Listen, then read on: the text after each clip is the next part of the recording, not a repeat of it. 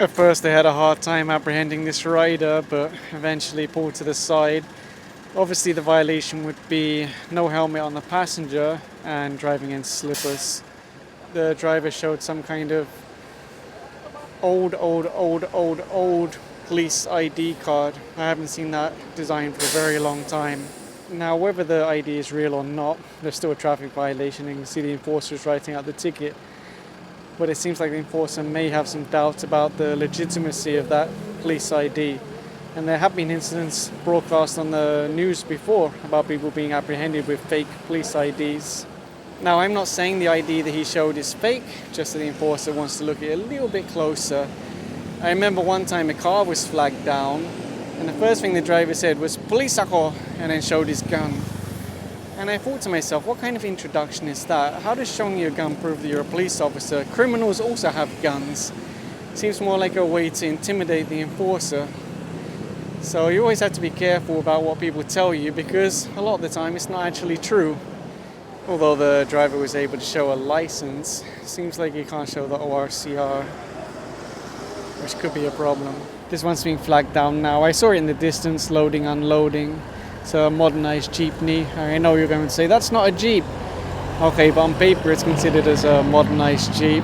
Of course, a modernization program isn't just about modernizing the vehicles, but also the drivers and the mindset and the discipline.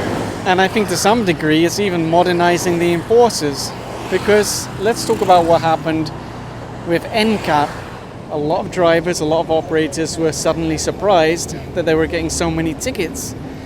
Because before they could always beg the enforcer, but with the camera operator they couldn't do that. So they were getting hit over and over again with all of their violations. They'd become so used to doing whatever they want on the road without being apprehended that NCAP really took them by surprise. The enforcer is still waiting for the driver to hand over his license, but he appears to be delaying for some reason. The driver showed some kind of anti-crime ID and was saying it's just his first time, but they're still issuing the ticket. And you'll see there's another bus just behind him that's also being ticketed. It'd be very unfair if you let one go and then you ticketed the other one, especially because the penalty is quite heavy. It's really a heavy penalty to deter drivers. This is actually a bicycle lane, but when the guys arrived here, there was a jeepney parked. I guess he's waiting for passengers. He was actually cleaning the jeep, tidying it up. Or it looks like it really has a ticket, maybe from the LGU. At first I wondered why people kept going down there, and then I realized as more and more guys are doing it, it became a public urinal. And as you know, UV Express are meant to be point to point, but they often load and unload along the way, and it just so happens that today they have been apprehended and they're being issued tickets now. And I guess this rider's lucky that he was able to stop before anyone spotted him, because you'll see he has an excess passenger and neither of them are wearing helmets. This bus is now being issued a ticket for illegal unloading, or the equivalent of. Actually, I just remembered an interesting story that someone told me about the other day. They tried to apprehend an out-of-line bus on EDSA Pasay, and the bus driver literally went down from the bus and ran away on foot. So quite an interesting situation. Anyway, they impounded the bus and took it to LTO. Often what the drivers would say is, it was just a couple of passengers, I just did it quickly, and that's true. But what happens when every bus and every Jeep is doing that across Metro Manila? You start to have a better understanding of why traffic is so bad.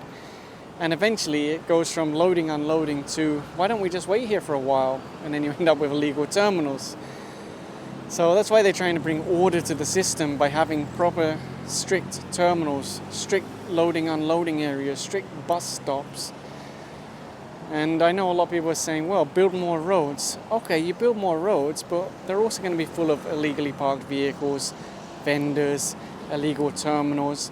So if you don't get those existing problems under control, you're still going to have the same problem when you build more roads. And they just flagged down this rider here. Unfortunately, no helmet. Actually, it was the passenger that wasn't wearing a helmet. And then once they pulled to the side of the road, he put it on. So all along he had a helmet, but he just chose not to wear it.